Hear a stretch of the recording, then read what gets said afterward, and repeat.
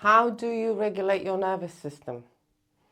What to do when you're anxious, depressed, how to deal with your inner space. So your nervous system has made a decision on your behalf that you're not safe. And it has two ways. I've mentioned that towards the end of the last video. It has two ways to respond, right? So I'm not safe, and it goes into overdrive.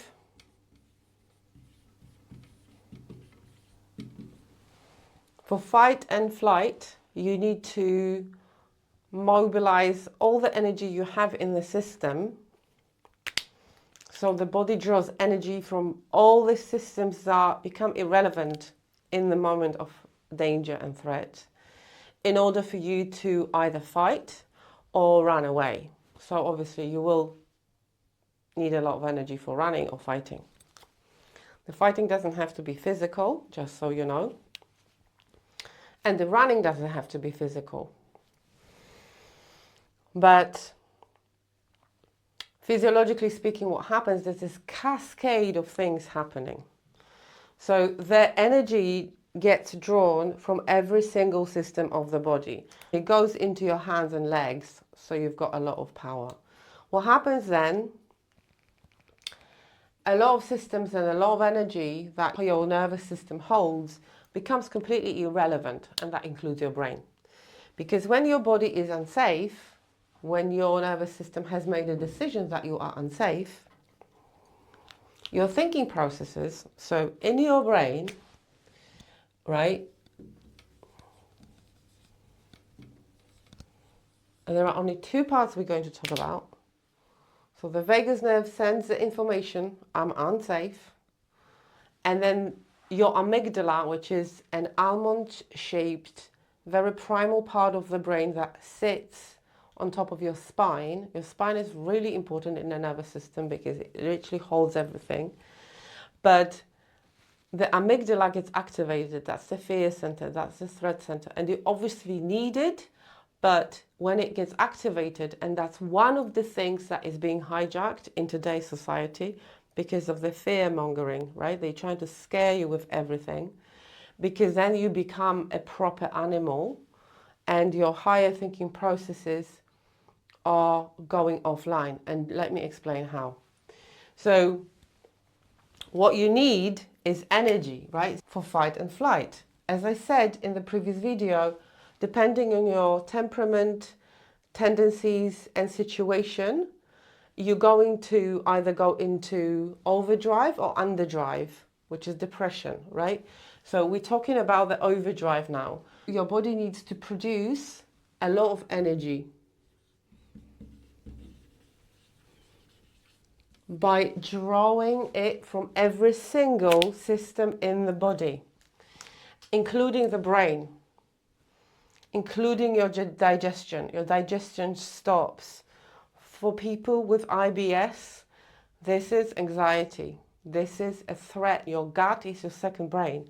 But what happens in the brain, so amygdala gets activated, and the frontal lobe, the prefrontal cortex, which is the latest addition in evolution, which makes you human, where you hold, so prefrontal cortex, that's the abbreviation, what's called executive function.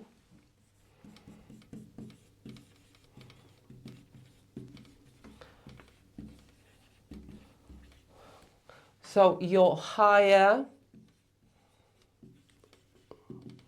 thinking processes. So planning, problem solving, solution focused thinking, your speech. That's why people in anxiety, they can't formulate a question very often. They can't concentrate, right? So everything that makes you human, so the higher animal, goes offline because that's absolutely unnecessary now. Your perception changes, the way you respond to the world, so that goes offline because the energy is not needed, because the energy is needed for fight or flight, for getting out of danger, right? That's why in anxiety, your nervous system is in overdrive, right? Physiologically speaking, what happens is that your heartbeat obviously increases, your breathing is shallowed, there's adrenaline and cortisol being released into your body. And for a lot of people, which you can see literally when you look around, that's being restless, that's not able to sit still, not able to concentrate. So collectively speaking, we are in anxiety mind, we are in the anxiety state. Right? This is why you can't think. This is why you can't concentrate. So your energy, your body holds a lot of energy in this state, right? Again, energy. Like the energy is very, very important here. Because your body will do absolutely everything to get you out of this danger. The problem is there's no tiger. Right? So you can't really run away because a lot of the times it's your boss, it's your mother, it's your spouse, it's your children, right? You being activated, your amygdala is being activated. And if you take away one thing from this, is as follows. This is what I need you to take away from this. This is what a lot of industries know. So they make you feel fearful and frightened because it's a frightened state. It's the fear. So amygdala is a fear center. It goes on and off, right? And as soon as that happens in your nervous system, you have no say. You cannot outthink your state. You can't do any amount of mindset work or training or anything if your amygdala is activated to the point of being in anxiety. And unless you suffer a panic attack or an anxiety attack, you don't know whether you're in anxiety. So start being curious where your nervous system is. And I teach something called autonomic ladder because it is like a ladder in my course. But just so you know, we're just drawing sort of like a groundwork, laying the groundwork for your understanding of your nervous system, right? So it needs to mobilize a lot of energy. Your nervous system has to get out of danger. And as I said, the danger is subconscious, unconscious. You're being manipulated because you've got all your perception.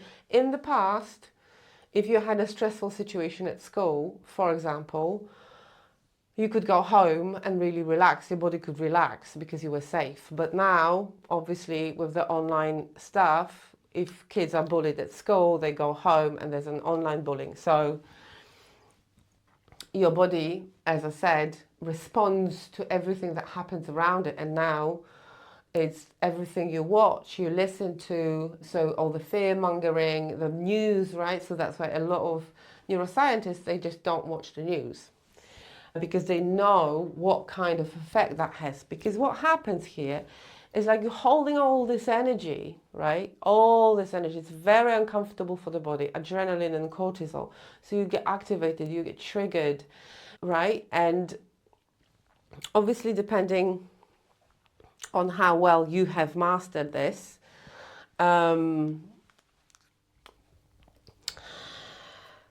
it's very difficult for your body to hold on to this amount of energy because it's an evolutionary system, yes, but it shouldn't be happening all the time. So this is when I say that your inner state dictates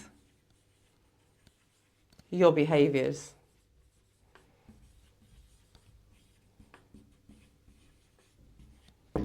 Right?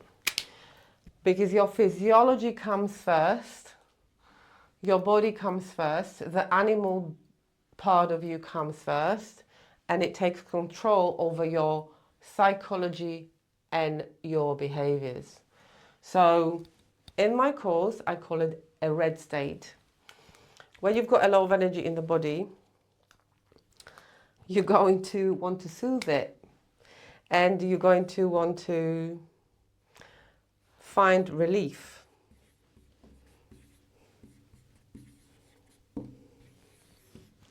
And our wonderful society has a lot of ideas about that because it makes you really desperate, burnout, exhaustion. There are different variations of this, but excess energy in the body, cortisol and adrenaline. And adrenaline is fun if you chose it, if you make a choice. Involuntary stress that your nervous system is exposed to is not fun for your nervous system because you haven't made a decision and you didn't intend to for this amount of stress for your body to soak in. So then we have soothing behaviors.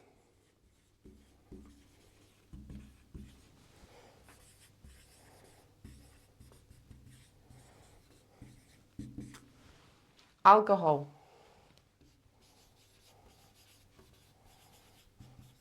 The fastest acting anxiety drug there is on this planet. Because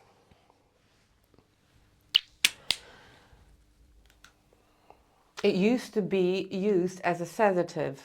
So it numbs you.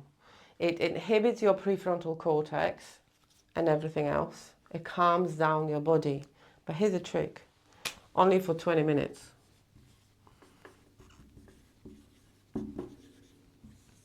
But your body lives in the present moment. It doesn't care about, and remember, your prefrontal cortex, so what's going to happen tomorrow really doesn't matter because you have no planning, you have no thinking about the future, you have no the sort of chain reaction between what you did today and how it's going to feel tomorrow because you can't project yourself into the future even if it's tomorrow because your executive function is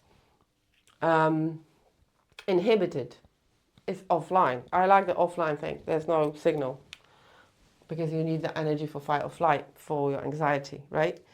So behaviors, alcohol, 20 minutes, because after 20 minutes, so what happens is the loop, because it's a loopy behavior, it's a loop. Here is what I want you to think about. How many of your behaviors are due to your inner state? And my favorite saying is, ask yourself this question. That's my favorite question. Is it state or trait?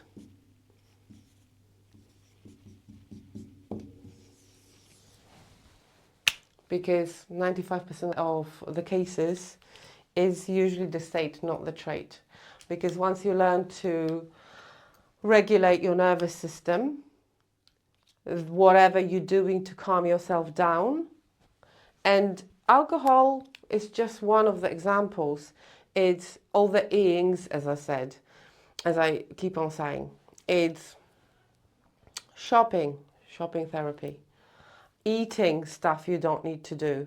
Why eating is comfortable when you're stressed, I mean, different people react to that differently, but we call it comfort food, don't we, right? Because your body looks for comfort, and carbs, when they enter the body, they sort of direct the energy into digestion, and that brings relief. That's why you feel sleepy, that's why you feel heavy, but it's very sort of, it brings relief. Even if you're not hungry, when you eat some cookies, then you sort of like melt, and it's like a hug from the inside, right?